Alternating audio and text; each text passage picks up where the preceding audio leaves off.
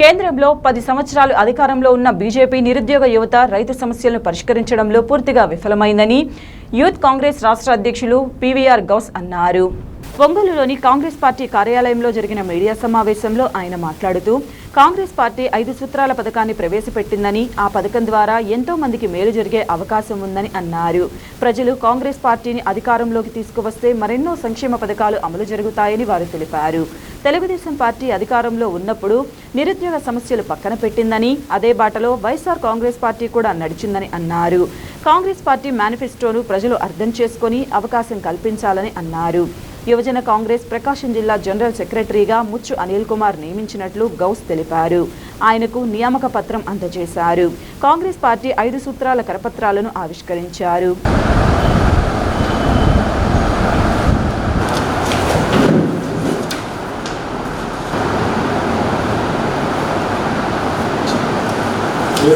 Election commission నోటిఫికేషన్కి సంబంధించి వివరాలు ఆల్రెడీ వెల్లడించింది. ఎన్నికలకు అన్ని పార్టీలు సిద్ధమవుతున్నట్టే కాంగ్రెస్ పార్టీ కూడా ఈ రాష్ట్రంలో ఈ దేశంలో ఆయా వ్యూహాలతో మేము సిద్ధంగా ఉన్నాం. గడిచిన 10 సంవత్సరాల్లో పోలిస్తే కరెక్ట్గా 10 సంవత్సరాల క్రితం జరిగిన ఎన్నికల్లో ఈ దేశంలో ఉన్న యువతకు సంవత్సరానికి 2 కోట్ల ఉద్యోగాలు ఇస్తామని, స్విస్ బ్యాంకులో ఉన్న నల్లధనాన్ని వెనక్కి తెస్తామని, ప్రతి కుటుంబానికి సంబంధించి వారి ఖాతాల్లో 15 లక్షల రూపాయల అకౌంట్లో వేస్తామని కళ్ళబొల్లి కబుర్లు చెప్పి ఈ దేశంలో అధికారంలోకి వచ్చిన బీజేపీ గత ఎన్నికలలో ప్రజలకు ఏదో మేలు చేస్తాం, రాజధాని కడతాం, ఈ రాష్ట్రాన్ని అభివృద్ధి చేస్తామని చెప్పి ఒకసారి టీడీపీ, అదే ఈ రాష్ట్రంలో మద్యపాన నిషేధం చేస్తాం, అమరావతిని రాజధాని కొనసాగిస్తాం, యువతకు పెద్ద ఎత్తున ఉద్యోగాలు ఇస్తాం అని కళ్ళబొల్లి కబుర్లు చెప్పి ప్రస్తుత అధికారులు ఉన్న వైసీపీని గత 10 సంవత్సరాల నుంచి ఈ రాష్ట్రంలో ఉన్న ప్రజలు భరాయిస్తూ వచ్చారు. గడిచిన పాలన గమనిస్తే ఈ రాష్ట్రంలో కానీ ఈ దేశంలో కానీ యువతకి ఉద్యోగాలు లేవు. శ్రామిక రంగం చిన్నాభిన్నమైపోయింది. ఈ రాష్ట్రంలో మరీ దారుణం అది. ఎక్కడైతే బేల్దారి పనులు చేసుకునేవాళ్ళు దానిపైన ఆధారపడి ఎలక్ట్రీషియన్లు కానీ కార్పెంటర్లు కానీ ఇది భవన రంగంలో దానికి ఆధారపడి పనిచేసే వాళ్ళు ఎవరైతే ఉన్నారో లక్షలాది మంది రోడ్డును పడ్డారు. అదేవిధంగా ఈ రాష్ట్రంలో కానీ దేశంలో కానీ మహిళల మీద దాడులు మితిమీరిపోయింది. యువతకి ఉద్యోగాలు లేవు. రైతుల మాట తీసుకుంటే నిద్రలెక్కిన కాడి నుంచి ప్రతి మనిషికి పట్టెడు అన్నం పెట్టే రైతు 24 గంటలు ఈ 10 సంవత్సరాల్లో రోడ్డు మీదే ఉన్నాడు కనీస మద్దతు ధర కోసం.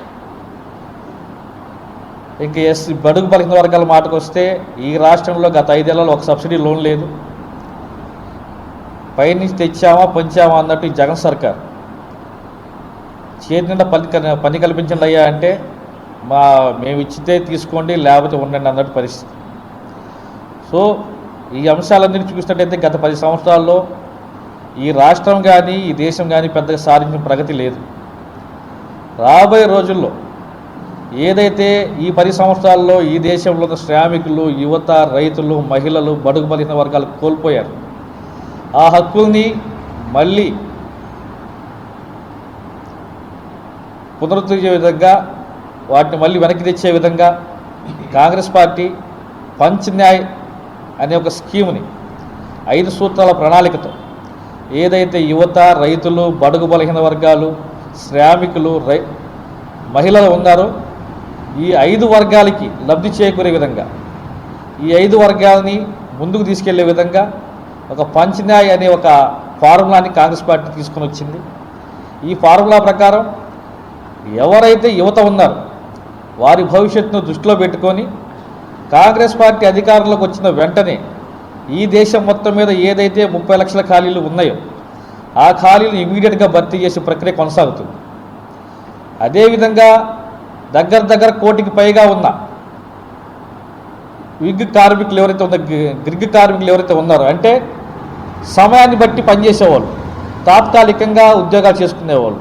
ఏదైతే స్విగ్గీ, ఓలా క్యాబ్స్ ఇలాంటి రకరకాలు ఉన్నాయి. అంటే తక్కువ చిన్న వాళ్ళకి అవసరాన్ని బట్టి ఆ పని చేసుకుని పక్కకి వెళ్ళిపోయేవాళ్ళు.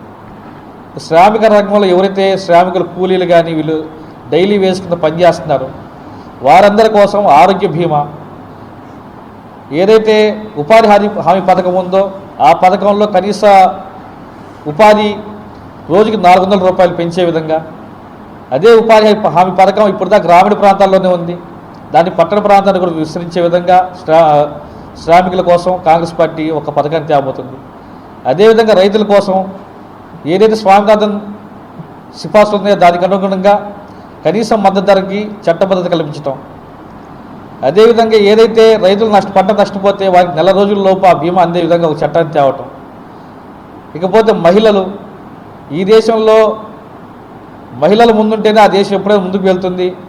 అందువలన సంవత్సరానికి ప్రతి ఇంట్లోని ఒక మహిళకి 1,00,000 రూపాయలు డబ్బులు ఇచ్చి వాళ్ళని వ్యాపారం వైపు పయనించే విధంగా చేయడం కోసం అదొక స్కీము, మహాలక్ష్మి స్కీమ్ని కాంగ్రెస్ పార్టీ తీసుకుని రాబోతుంది. అదేవిధంగా ఏదైతే ఉద్యోగాలు కేంద్ర ప్రభుత్వ ఉద్యోగాలు ఉన్నాయో వాటిలో ఖచ్చితంగా 50% కోటా మహిళలకి అమలు చేయడానికి కాంగ్రెస్ పార్టీ సంసిద్ధమైంది. బడుగు బలహీన వర్గాలు ఎవరైతే ఉన్నారో, ఏదైతే ఇప్పుడు ఎస్సీ ఎస్టీ బీసీలకు సంబంధించి రిజర్వేషన్ సీలింగ్ అయితే ఉందో దాన్ని ఎత్తేసి వారి జనాభాకి అనుగుణంగా రిజర్వేషన్లకి పెంచే విధంగా కూడా ఒక ఆలోచన కాంగ్రెస్ పార్టీ చేస్తుంది. అదేవిధంగా కులగణన, ఏదైతే ఎస్సీ ఎస్టీ బీసీ మైనార్టీలు ఉన్నారో ఆ కులగణన ద్వారా వాళ్ళకి రాష్ట్ర హక్కుల్ని కల్పించే విధంగా కూడా కాంగ్రెస్ పార్టీ ఈ పంచన్యాయాలు పొందుపరిచింది. ప్రజలందరూ ఒకసారి ఆలోచించాలి. ఈ 10 సంవత్సరాల్లో దేశం ఎంత వెనక్కి వెళ్ళిందో మనం చూసాం. మనం ఏదో కొత్త పుంతలు తొక్కిస్తారు, భారతదేశాన్ని కొత్త వరడు సృష్టించిందని చెప్పి ఆశపడి 10 సంవత్సరాల పాటు బీజేపీకి, టీడీపీకి, వైసీపీ ఓటేసిన ప్రజలకి ఈరోజు నేను మీడియా ముఖంగా విన్నవిస్తున్నాను. దయచేసి ఒక్కసారి ఆలోచించండి. ఎన్నికలు వస్తుంటాయి, పోతుంటాయి, కానీ రేపటి భవిష్యత్తు అనేది మన బిడ్డలది, మనది కాదు. మన ఒక తరం పూర్తిగా ఈ 10 సంవత్సరాల్లో ఈ పాలకుల వలన రాబోయే తరాలు వెనుకబాటు తరానికి గురవడానికి సిద్ధంగా ఉన్నాయి. దాన్ని ఇప్పుడైనా ఆపాలి అనుకుంటే దయచేసి అందరికీ ప్రజలకు ఒకటి విన్నవిస్తున్నాము, ఆలోచించండి. రాబోయే రోజుల్లో ఎంపీ, ఎమ్మెల్యే ఎలక్షన్ రాబోతున్నాయి. ఈ 2 ఓట్లు కాంగ్రెస్ పార్టీకి వేసి ఏదైతే ఈ పంచన్యాయ అనే సూత్రం ప్రకారం కాంగ్రెస్ పార్టీ భవిష్యత్ తరాలు పునాదులు వేస్తుందో దానికి అందరూ సపోర్ట్ చేస్తుండగా మనవి చేసుకుని సెలవు తీసుకుంటున్నాం.